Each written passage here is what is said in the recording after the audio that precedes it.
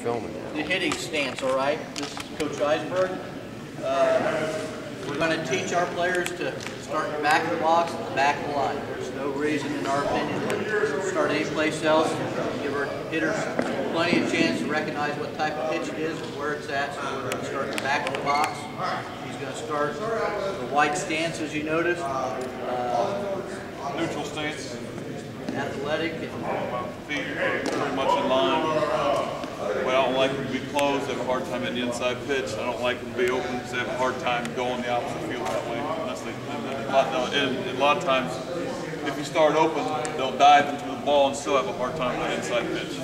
So I like them to start, I'd call it even stance. Yep. And trigger is the next thing, and you guys can teach trigger. We don't really, at your level, want to teach probably loading too much, but we're just triggering by just slightly lifting the foot and putting it right back down. We're not taking a huge step forward. If you get a kid that raises his foot real high, that's fine, but they've just got to get to the point where they're ready to hit. But that might be their trigger. Everybody's trigger is a little different, and we're not going to clone every hair exactly the same. There's certain things that we want, and we're not going to clone them exactly the same. And at the same time, trigger, hands are loading back. I like to have, when my hands get to the back position, that's when my front foot hits, and now I'm ready to come forward with my swing. It's just like in throwing, you never throw the ball from here, or you shouldn't. You're always going to pull the ball back. So why do we want to hit the same way? Pull the bat back and then go forward, okay? Ike to Mike is huge, guys. We're going to hear, it might be a cute saying or whatever, but they're going to hear it all the way through high school and into college. Ike to Mike, front shoulders Ike, back shoulders Mike, Ike to Mike. Chin down. If we put something on the chin as far as market black, we should have marks on each shoulder to over-exaggerate it so that they're up and finishing. And that's the whole point, is to finish the nose or the head on the ball. Ike to Mike is just an easy thing to re-emphasize to them and that they understand to finish, you know, head at each shoulder, okay? Squash the bug. He's going to simulate. The squash the bug's been around for a while, but it's kind of got over-exaggerated, and where people are just squishing it and they're not finishing and lifting and following through. We're not following through the hit. So we really want to squish and lift and rotate is what we're wanting, okay? So it's fine if you rotate and finish and by lifting your foot up and even rolling up on the toe, okay? We don't need them necessarily finishing down here. We just want to see rotation in the trunk and finishing out over the plate. Right, we're not trying to literally drive that bug into the ground or anything. That's wrong.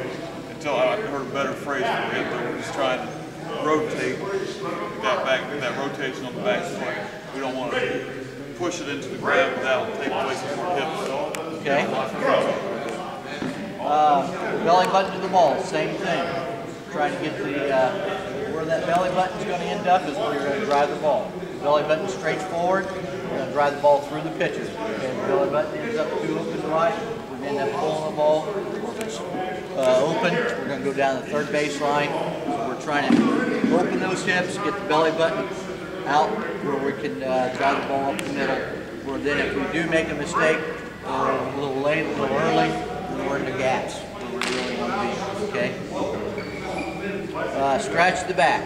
Again, don't it's a phrase. We're not going to over-exaggerate it. We're not going to actually scratch the back, but we're going to finish through. And like you've noticed there, he's a left-hander. Left-handers do it a lot. They'll release their one hand once they finish through, and right-handers can too.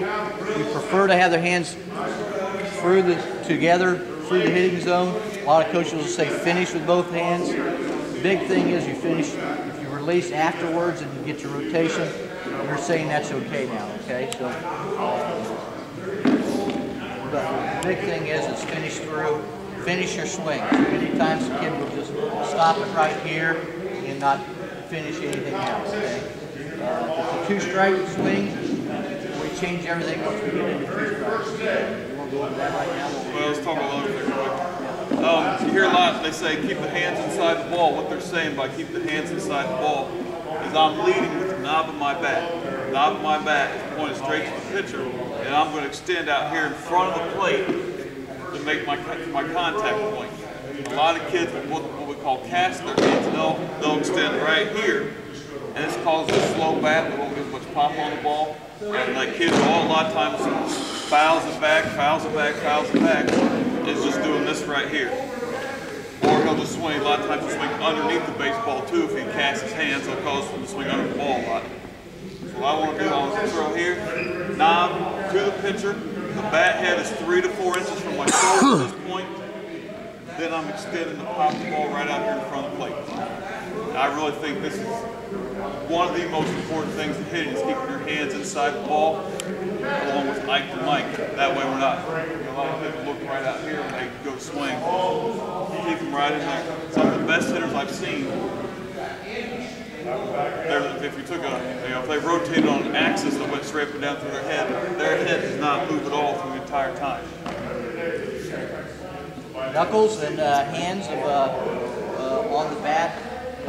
Madeline's got a new bat out that's actually got a V handle instead of a round handle, and that's to get your young kids to put the bat instead of in their palm of their hands, they're back in their knuckles.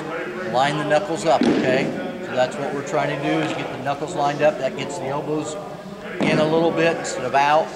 So we're going to have the hands, the barrel of the bat in the knuckles lined up, and don't grip them. If you start seeing white knuckles, then they're holding it too tight. So up here at the upper level, we tell them to treat the bat like your girlfriend. But I don't know about little bit guys. So they get a kick out of that. But they can't squish it. They can't choke her off. You can't choke that bat too hard. You got to take care of that girl. Okay. Another thing I talk about is your back elbow. I know when I played Little League, we had to stand like this, and I know that this causes my whole body right here is completely tense, and it's hard to swing the bat correctly. It hurts to hold stand there that long. I want a nice relaxed backside, my hands are close to my body, and that way I can just come right down to the ball.